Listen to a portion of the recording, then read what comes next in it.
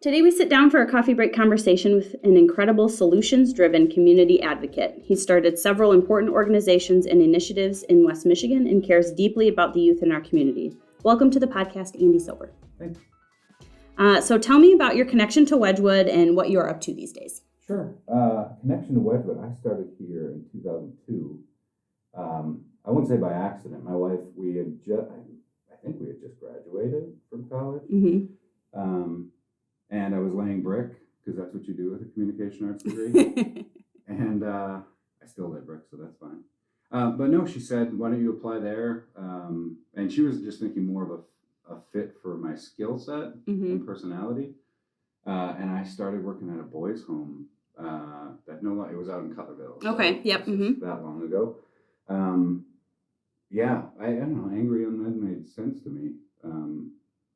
And I loved it, like as hard as it can be to work in residential. So I would say, especially back then, I love the team. I still look back on that time as like incredibly formative as to how I thought about relationships. I think we had one kid at that time, so we've been parenting. Oh, interesting. Especially trauma and responses to it. Locking up. I mean that not in a kind of criminal way, but like in secure residential, you've got 4 people with a set of keys and 12 kids without it. So the power dynamic is traumatic for everybody in the equation. So it was really informative as to how I thought about treating kids and working with staff. And I found that my favorite thing to do is actually work with the staff. I ended up being a trainer here for a while, 2007 to 9 maybe.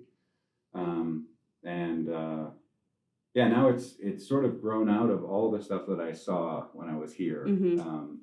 And so now I work with a number of different organizations, anything from grant writing, funding to communications.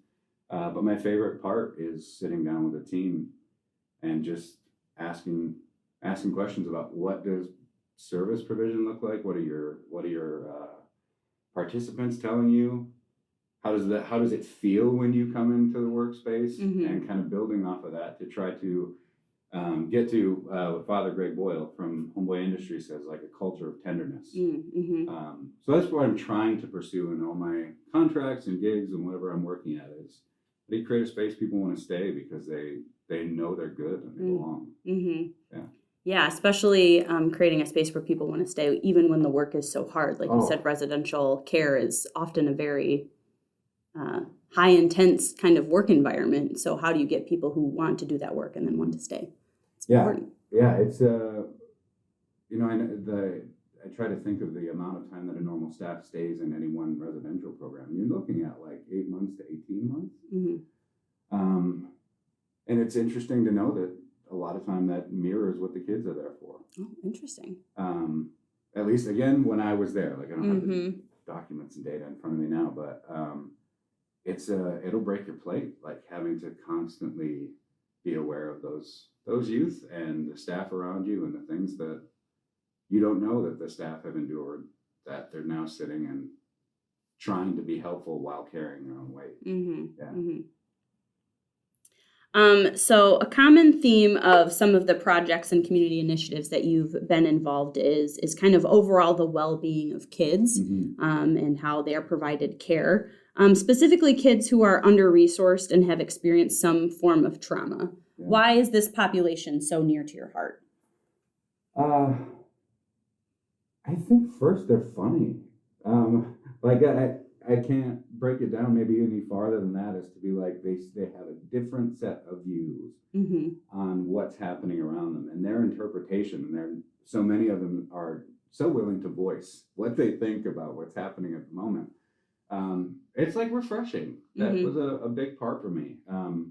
I went through, I grew up and had trauma of my own, domestic violence and sexual assault. And I didn't realize how much of that I was carrying when I started working. It was later that I went and did the work on myself. And so when I'm sitting, whether it's residential kids here or survivors of trafficking in the community, what I'm drawn to is simply they're adept at creating spaces of belonging. I think that to make it sort of biblical, like I think that's where Jesus shows up. That they are constantly the teacher, and the most fun I can have is trying to get into a situation where you can't tell who's the helper and the helped anymore. That everything is sort of mixed up, and they're influencing how you see them and their decisions and all that sort of stuff. And they're wise. They know what works and what doesn't. And again, they don't mind telling you what doesn't work. So it's a quick response cycle. Yeah, that's you very put good. something out in the world and they're like, nope, that doesn't work. Fair enough. Let's try something different. And so failure comes quickly for a professional in that environment. And so you get used to failing and used to failing in front of someone you're supposed to help. And I really enjoy that process.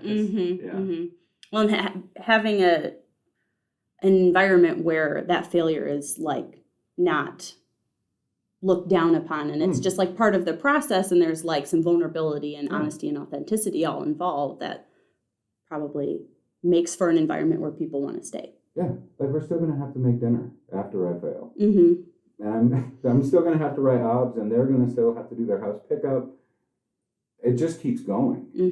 So we can hang on to it, and the night can get bouncy, or we can let it go and apologize and try to see a little more clearly. But yeah, the shift is going to end. So I don't know how many times, probably almost every night, took something home from work, just an experience or a pain or a joy or whatever. So if that was going to be the reality, I'd want to at least dig into what I was going to take home before I went there. Yeah. Helps to have a wife who's a counseling psychologist, I suppose. Yes, I'm sure that's helpful.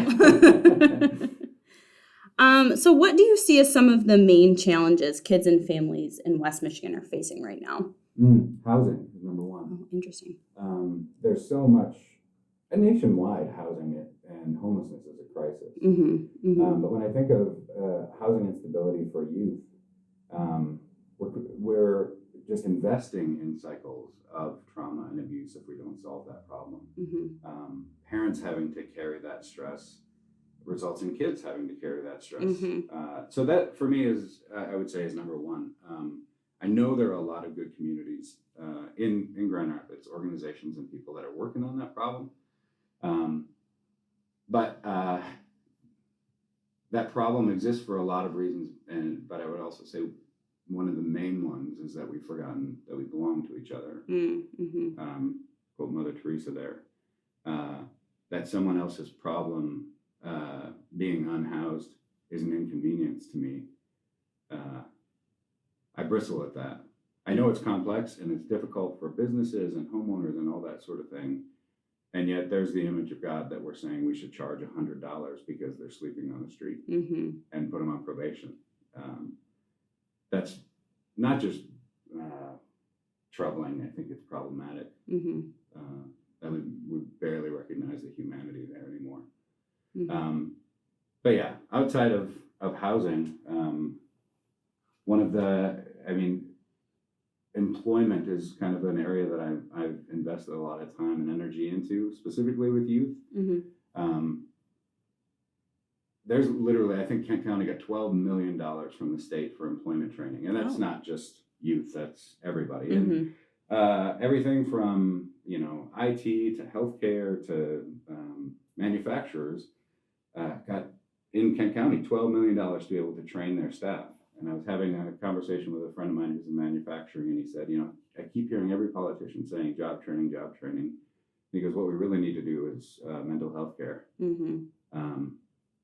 And his example was, he's like, my whole team is made up of people that I hired, and then they quit, and then I hired them back, or I had to fire them because they blew up on the job site, or whatever the case might be, and then hired them back. He goes, we can train them the skill they need, but without mental health stability, we just keep going in these cycles of employment and unemployment. So I think those are challenges in the community that can be solved, but it'll take sacrifice, and that's not sacrifice doesn't jive well with the bottom line on your books. Sounds like there needs to be a whole person approach. Like it's not just one thing. If you fix this, everything is going to fall into place. You kind of have to address all of these different areas to make the person or the community healthy as a whole. Right. Yeah, having someone be a part of your community as in your living space, in your workspace, it's a little bit harder to ignore that you have something in common and your heart breaks when theirs does. Again, kind of going to that culture of tenderness idea, like, accountability is incredible and helpful, but it's not much without empathy. I don't even know if it exists without empathy. Punishment, it exists without empathy, but accountability doesn't. So trying to find those spaces where you can know someone well enough to communicate true hard things in a way that it's not, they aren't the problem. It's a performance, it's a acting out, it's all those things might be not where we want them to be. It's not necessarily the person that's the problem. Well, and accountability to me also feels like there's a sense of hope and like potential, like things can be better. We just need to work at it to get there. Right. Yeah, and to be fair, like sometimes losing a job is a part of that accountability. And yet the relationship in the employment training programs that I love so much around the country, like firing isn't the end of the relationship. It's just a reaction to like, when you have a job, you show up every day. If you're not there yet, we have some other work to do before we can say, this gig's for you. I was talking with Jackie Brewster, who's the program manager at Wedgewood's employment training program, and she was talking about how, sometimes the kids do get fired here, for one reason or another, but it's never you're done, it's over, don't come back. It's here's when you can reapply again when you work on these things, which I think is just so important and powerful, especially for the kids here at Wedgewood, to know that they aren't their mistakes and that there are second chances, and progress leads to improvement. Yeah, absolutely.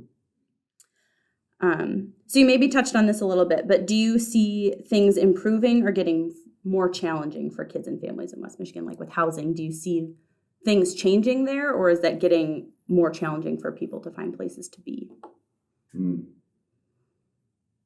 My gut response to almost everything is it's always getting better.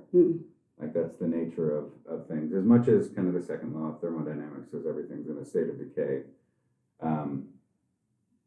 I would say everything is in a state of change constantly. I see a lot of positive changes, but I don't see. Often it is difficult to find the ways in which those positive changes are having a positive effect on the people who are lowest on the rungs.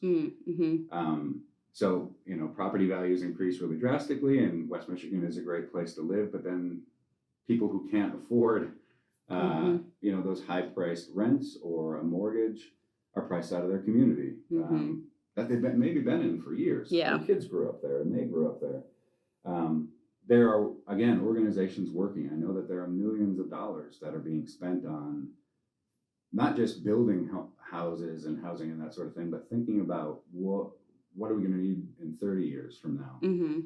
So I see it improving, but it is incrementally, and it is constantly running up against if I can't lose my standard of living, yours can get better, but mine can't slip at all. That push and pull is, I think, damaging to everybody. It's stressful on everyone. There's fear created out of that. I don't, as much as I see the gospel in those situations, it is often a call to people to sort of surrender the idea of comfort, the idea that somebody is a threat to their property value if they just move into the community. That's a problem. And again, it happens with Black and brown people more than anybody else. And poverty is probably the great equalizer of who that routinely happens to. But at the other hand, like I'm not a big if something's like a hopeless case, I don't have the energy, I don't think, to stick around and do it. And that's what maybe one of the reasons I work in anti-trafficking work as much as I do is like it's not hopeless. Yeah. As long as it's been around and as prevalent as it is in both sex and labor contexts, it's really not hopeless because people are working hard to end it, to find solutions to it. Mm-hmm. So you mentioned working in anti-trafficking work, and you were integral in launching Wedgwood's Manasseh Project back in 2012. And there's been a lot of increased awareness across our community about the realities of trafficking and what it looks like and what it is and who it happens to.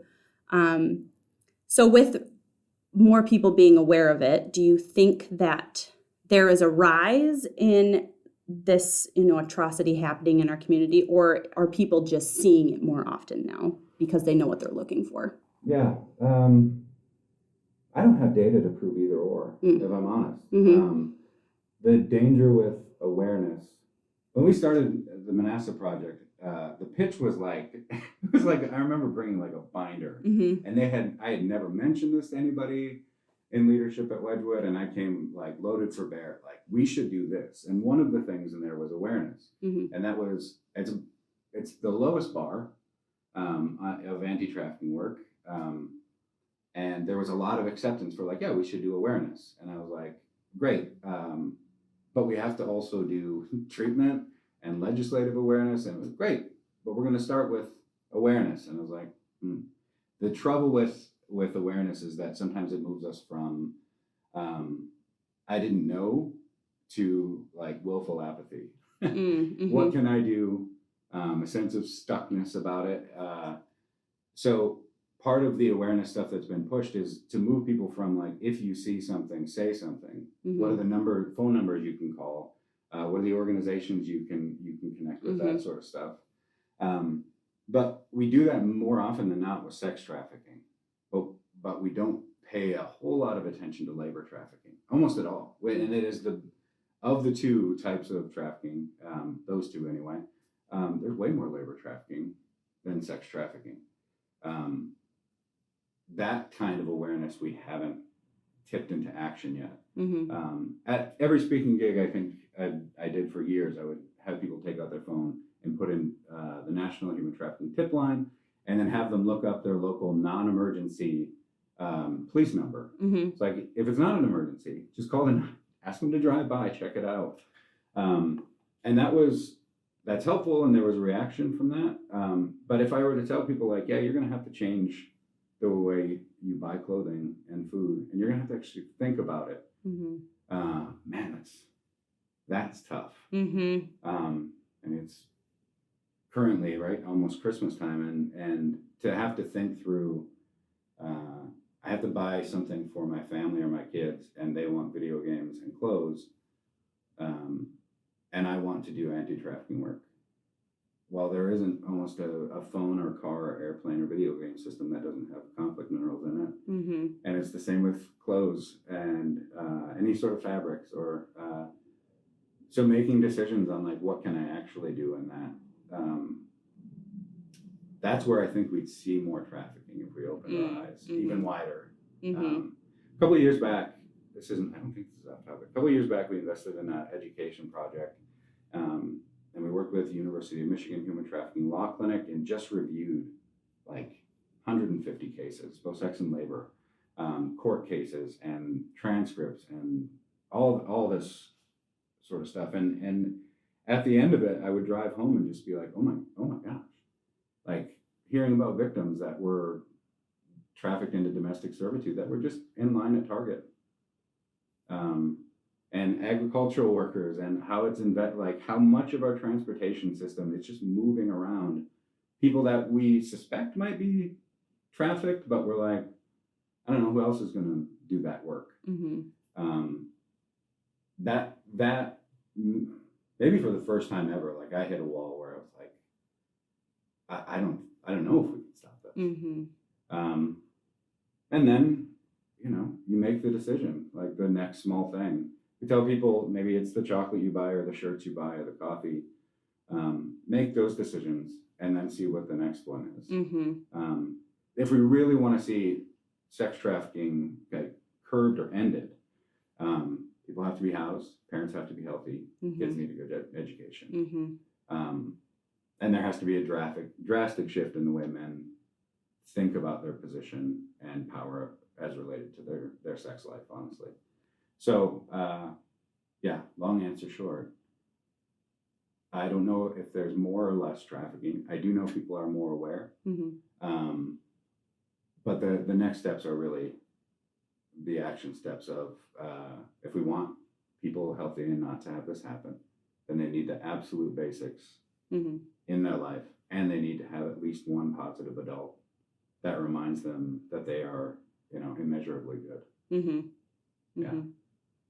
Yeah, it's tough work. Yeah, it's a lot, but I think you kind of touched on this a little bit. It's not. I mean, you need to keep the final goal in mind, but you can't solely focus on that because it will feel so overwhelming. You won't know what to do, where to start, how you can tackle it on your own. But if you just take one step and maybe reconsidering where you get your chocolate from, just one thing at a time will build into big progress eventually. So I think that was an important reminder that it doesn't all have to change with you tomorrow. Right. It's all of us together doing the little things every day. Yeah. And I would add into that, where we get our information about trafficking is super important. There's so much hyperbole that people think their kids are going to get snatched up constantly. And it's just not true. You look at the face of kids who are trafficked in America, they're mostly girls. They're mostly Black and brown kids. And they all predominantly come from poverty. But when I hear people, and what I love about Nikidra here at Wedgwood, the coordinator for the NASA project, she shoots straight. These are the people historically that have been abused and exploited. And that is the same today. So we can be afraid, or we can start advocating on behalf of the people who have been exploited for years. Good information is super important, and Wedgwood puts that out. Yeah. One of the things I love Nikidra talks about is not just financial poverty, while that is like a huge factor if a child might be trafficked, is also emotional poverty.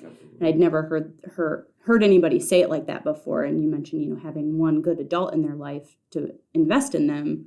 If they don't have that from anyone in their life, and then they have someone who's offering it kind of with a sinister motivation, they'll latch onto that. So again, I think this goes back to investing in people as a whole. You have to have all of their, and you said basic needs, which just kind of broke my heart a little, that all we need to do is get people the basics. And that already sets them off on a better path. Yeah, your body can rest, your mind can rest.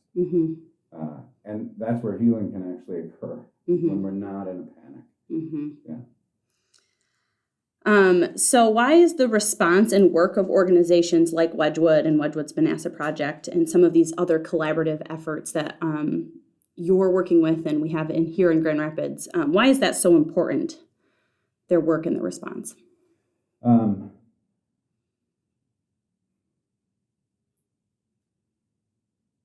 trying to think how to say it without sounding corny. The work is important because left unchecked, it festers. Poverty begets more poverty, and it begets violence and fear.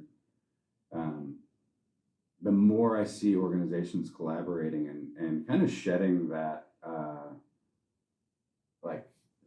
mindset of scarcity, there's not enough for all of us. The people I see that do it best go, yeah, you're right, there's not enough for all of us. If we do this individually on our own, we have a greater impact if we're sharing resources, sharing information, sharing data. And nonprofits are built to compete with each other for limited amount of money. That's a threat to doing good work. But I also see it as like what's the best way to, the word I'm blanking on the word I would like to say. I don't know. Looking at the limited amount of funding that we've got, that organizations are constantly competing for, and we never have enough, or all those sorts of gripes and realities. I love the idea of it being a little bit heretical to just go, yeah, watch us do it. I grew up in a Christian family, Christian church, and was taught, like loaves and fishes, that everybody had enough. And I honestly, for however much I've grown and changed and engaged with biblical stories differently than I did when I was a kid, probably, that really stark reminder that the world is going to keep saying, you can't do it. It's not possible. Throughout Scripture, you hear Jesus say over and over, you've heard it said, but I tell you. And then he just contradicts it. I had a conversation not too long ago with someone who said, well, the poor will always be with you. And my gut response was, well, you've heard it say the poor will always be with you, but I tell you. Like, that's what kind of wanted to come out. Like, well, maybe that's because we'll always be with the poor. Maybe that's where we're supposed to be standing. Maybe that exists because there's so much anger and fear and abuse and all those sort of things. But the story that we bought into says it comes to an end. And it comes to an end when we're willing to have it end. So seeing groups in Grand Rapids and in Kent County, even Ottawa County, collaborate is a willful act of heresy. To say it's not going to stay abusive and separated, no matter how many people clamor that it will. We bring a different hope to the conversation. Yeah, and why would we want to settle for it just staying the same or getting worse? I just can't imagine a world where people are okay with that. So I'm glad that we have all these organizations who are like, no, it doesn't need to be this way. It can be better. And we have businesses that are doing it that way as well. Like, GR is filled with businesses that are willing to do that work, not just, which is important, by the way, not only cut a check to the nonprofit that they're working with, but looking at volunteering or looking at hiring into their business from the population that they're loving and giving money to. We're rich with those type of people. The more we can amplify their story, the better.